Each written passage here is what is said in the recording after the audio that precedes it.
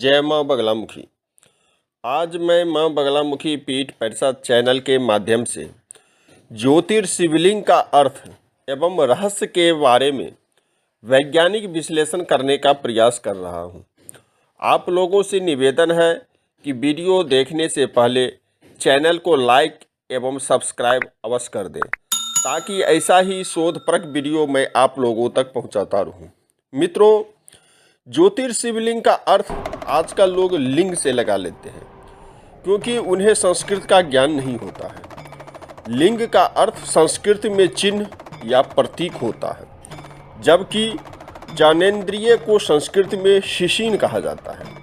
इस तरह संस्कृत व्याकरण के दृष्टिकोण से पुरुष लिंग का अर्थ हुआ पुरुष का प्रतीक। इसी प्रकार स्त्री लिंग का अर्थ हुआ स्त्री का प्रतीक और नपुंसक लिंग का अर्थ हुआ नपुंसक का प्रतीक। इसी तरह शिवलिंग का अर्थ हुआ शिव का प्रतीक, यानी ज्योतिर्शिवलिंग का अर्थ हुआ ज्योति स्वरूप शिव का प्रतीक। शून्य, आकाश, अनंत, ब्रह्मांड और निराकार परम पुरुष शिव होने से इन्हें शिवलिंग कहा गया है। मित्रों, अगर आप Bhabha atomic research centre Mumbai के न्यूक्लियर रिएक्टर की बनावट को देखेंगे तो आप पाएंगे कि शिवलिंग और न्यूक्लियर रिएक्टर में काफ़ी समानताएं हैं। दोनों की संरचनाएं भी एक सी हैं, साथ ही दोनों ही कहीं न कहीं ऊर्जा से संबंधित हैं। शिवलिंग पर जलाभिषेक की मान्यताएं हैं।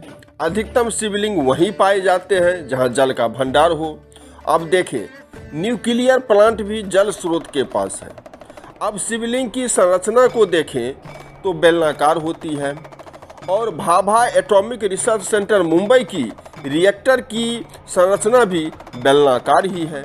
न्यूक्लियर रिएक्टर को ठंडा रखने के लिए जिस जल का उपयोग किया जाता है, उस जल को किसी और प्रयोग में नहीं लाया जाता है। उसी प्रकार शिवलिंग पर जो जलाभिषेक किया जाता है उसको भी लांघा नहीं जाता है और न प्रसाद के रूप में ग्रहण किया जाता है। इसलिए शिवलिंग की पूरी परिक्रमा नहीं की जाती है, और शास्त्रों में कहा गया है कि शिवलिंग की परिक्रमा आधा ही किया जाना चाहिए। विज्ञान के दृष्टिकोण से देखें तो शिवलिंग पर चढ़ाया गया जल आवेशित यानी चार्ज होता है। उसी प्रकार से जिस तरह से न्यूक्लियर रिएक्टर से निकले हुए जल चार्ज होता है। शास्त्रों के अनुसार वास्तव में शिवलिंग हमारे ब्रह्मांड की ही आकृति है।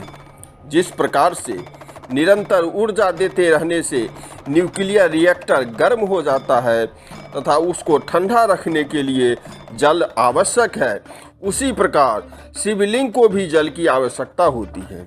शिवलिंग जो ब्रह्मांड का प्रतीक है, भी एक ऊर्जा का स्रोत है, जिससे लगातार ऊर्जा निकलती रहती है। लोग श्रद्धा से बेल का पत्ता शिवलिंग पर चढ़ाते हैं। वैज्ञानिक शोध से यह ज्ञात हुआ है कि बेलपत्र में रेडियो विकिरण रोकने की क्षमता है। इसलिए शिवलिंग को ऊर्जा का स्रोत मानकर उस पर जल एवं बेलपत्र चढ़ाते हैं, जिससे कि विकिरण का प्रभाव कम हो सके।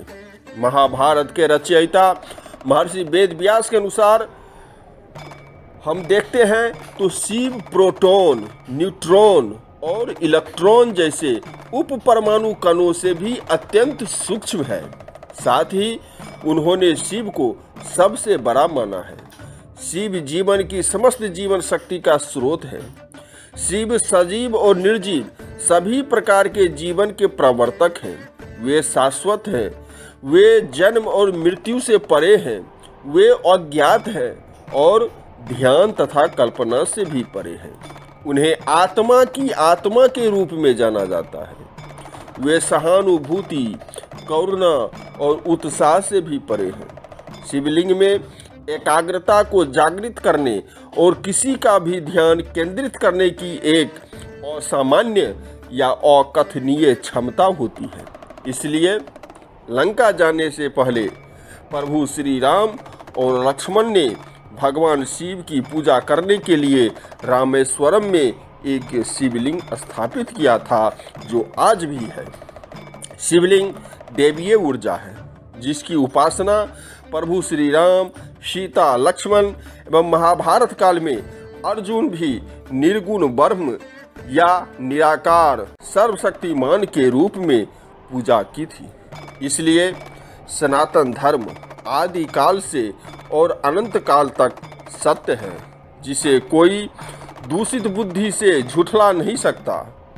इसी के साथ धन्यवाद। हे परम शिव गुरु, सबको सद्बुद्धि दे। जय मां बगलामुखी।